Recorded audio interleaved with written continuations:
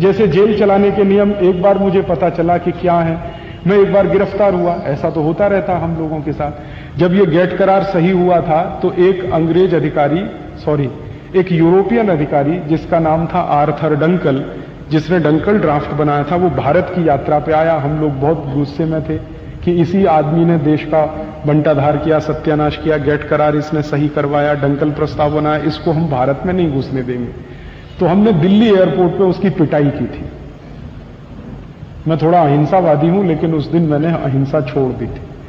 Arthur Dunkel को हमने जूतों से पीटा था और एयरपोर्ट के लाउंज में पीटा था, पुलिस के सामने पीटा था, और उसको हमने भागने के लिए मजबूर कर दिया था। वो भागा था लाउंज से और रनवे पे दौड़ गया था। मैंने कहा था कि दूसरी फ्लाइट लेके फिर वापस स्विट्जरलैंड चले जाओ, यहां घुसने का नहीं दिल्ली में। तो पुलिस ने गिरफ्तार किया क्योंकि वो भारत सरकार का मेहमान था। हमने कानून का उल्लंघन किया कि भारत सरकार के मेहमान की पिटाई कर दी, तो जेल तो होनी थी, तो हम जेल गए। जब मैं जेल में पहुंचा तो उस समय सौभाग्य या दुर्भाग्य जो भी कहो, किरण बेदी तिहाड़ जेल में थी। वो सुपरिंटेंडेंट थी वहां की, किरण बेदी। तो जब हम गए तो वो सब नाम नोट शुरू हुआ, जैसे मैनुअल्स में लिखा हुआ ना कि नाम कैदी का, बाप का, उम्र वगैरह सब। फिर ये कहा उन्होंने कि आप अपने कपड़े उतारो। एक पुलिस ऑफिसर आया, उसने कहा कपड़े उतारो। मैंने कहा क्यों भाई? उसने कहा आपका बॉडी मार्क चेक करना। तो मैंने कहा बॉडी मार्क आप चेक करोगे, मैं बता देता हूं, कपड़े क्यों उतरवाते हो मेरे?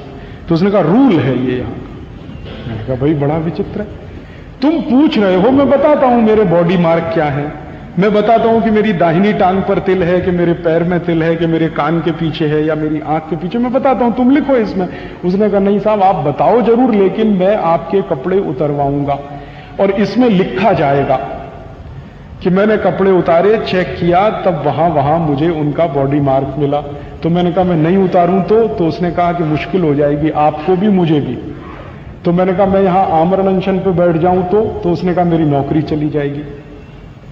मैंने कहा ये मेरा जो भारत देश में आजादी के बाद संविधान लागू होने के अंतर से मुझे जो मौलिक अधिकार मिला है वो आप अनहन कर रहे हैं उसका। तो उसने कहा भाई मौलिक अधिकार आप अपने बाजू में रखो, मुझे बॉडी मार्क चेक करना।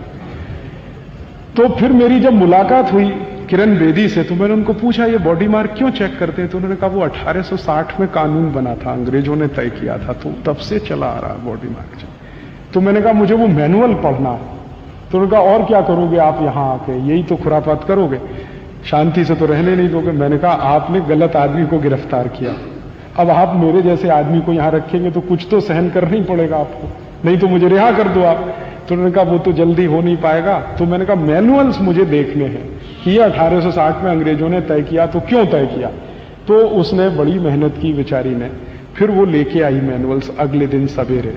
वो मैंने पढ़ा तो उसमें लिखा हुआ था कि भारत का कोई भी कैदी अंग्रेजी अधिकारी के लिए कैदी से ज्यादा गुलाम है और उसका अपमान होना ही चाहिए, इसलिए आपको कपड़े उतरवाने पड़ेंगे। बॉडी मार्क चेक करना कम महत्व की बात थी, आपका अपमान करना है वो महत्व की बात है। तो अंग्रेज अपमान करते थे हमारा क्योंकि हम उनके गुलाम हैं, तो गुलामों का अपमान कदम कदम होना ही चाहिए ये अंग्रेज मानते थे, नहीं तो गुलाम भड़क जाएगा। अंग्रेजों की थ्योरी थी कि जिनको आप गुलाम बनाते हैं हर कदम उनका अपमान करना आपका धर्म है, नहीं तो वो गुलाम आपके खिलाफ बगावत कर देगा। तो हर कदम उन्हें हमारा अपमान करना था, इसलिए उन्होंने बॉडी मार्क चेक करने का कानून बनाया। और हमारी ये मूर्ख सरकारें 54 साल में उस कानून को बदल नहीं पाई आज तक, वो आज भी है कानून। खुदा न खास्ता गलती से आप किसी दिन गिरफ्तार हो जाएं और आपको जेल जाना पड़े तो आपका भी बॉडी मार्क चेक होगा, भले ही आपको कितना ही अपमानजनक लगे। और यहां कोई मानवाधिकार संगठन ये सवाल नहीं उठाता कि बॉडी मार्क क्यों चेक किया जाता है। जब कोई आदमी सामने से बताने को तैयार है कि मेरे ये बॉडी मार्क हैं, फिर आप उसको चेकिंग क्या कर रहे हैं?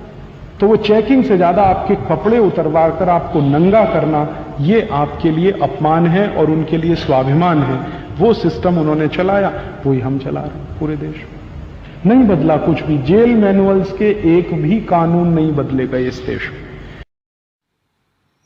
दोस्तों सबसे पहले तो चैनल सब्सक्राइब करें, फिर लाइक, कमेंट और शेयर करें।